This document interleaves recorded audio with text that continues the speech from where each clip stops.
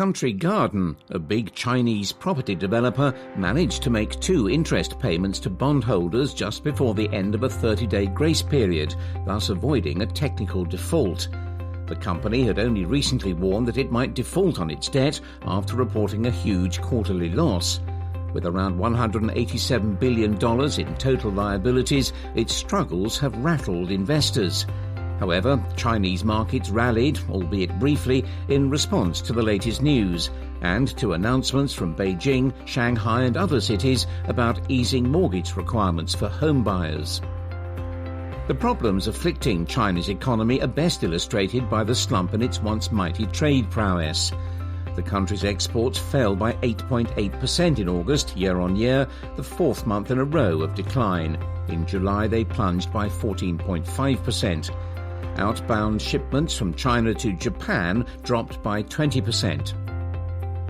Saudi Arabia and Russia surprised markets by extending their voluntary cuts in oil production until the end of 2023, rather than October, as had been expected. Prices jumped in response. A barrel of Brent crude traded at $90 for the first time since November last year. Some analysts think that Russia will try to maintain higher oil prices and thus higher fuel prices to put pressure on the Biden administration ahead of next year's presidential election in America. The notion that Britain's GDP is still below its pre-pandemic level was overturned by a revision to official statistics. It turns out that GDP had grown by 0.6% between the end of 2019 and the end of 2021, rather than shrinking by 1.2%. As more complete data emerged, the Office for National Statistics found that companies had been adding to their stock of goods rather than depleting them, and that the wholesale trade and healthcare sectors expanded at a much faster pace than had been thought. Brazil's economy grew by 3.4% in the second quarter, year-on-year, a better showing than had been forecast and powered by higher household and government consumption. The news was welcomed by Luiz Inácio Lula da Silva, the country's left-wing president, who again called on the central bank to lower interest rates in order to encourage growth. ARM hopes to price its forthcoming IPO on the Nasdaq exchange at between $47 and $51 a share, according to a new filing. That would give the chip designer a market value of up to $52 billion, considerably less than the $64 billion implied in a transaction by SoftBank, its owner, a month ago. Some analysts now wonder if ARM will even reach a valuation of $52 billion, given its latest drop in quarterly revenue.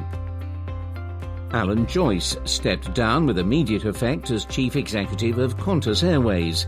He was supposed to retire in November, but growing public anger over a series of scandals, including claims that the Australian airline sold thousands of tickets for cancelled flights, has forced him into an early departure.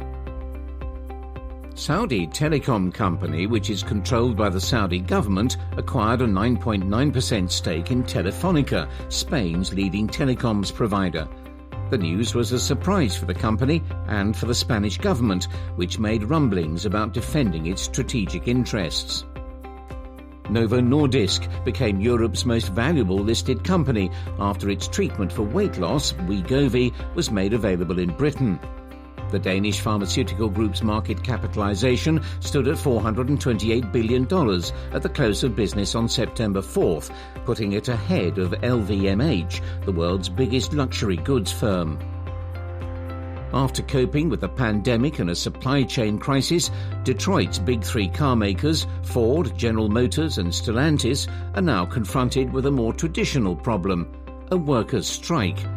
Contracts with the United Auto Workers must be renewed by September 14th, and the bosses and unions remain far apart on reaching a deal. The most recent UAW strike was in 2019.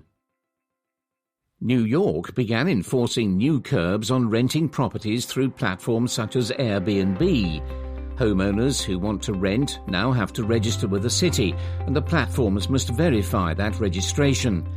Hosts who repeatedly violate the rules could face fines of up to $5,000. Many have simply pulled their property from the listings. Airbnb says it has in effect been banned from the Big Apple. Lionel Messi's debut for Inter Miami in July led to a surge in subscriptions for Major League Soccer Season Pass, Apple's streaming package of games, according to Antenna, a data analytics firm. More than 110,000 people signed up on the day the Argentine player took to the pitch for Miami against Cruz Azul, a Mexican team, and scored the winning goal. The Messi effect is also proving to be a winner for Apple TV+, as it has gained new subscribers as a result.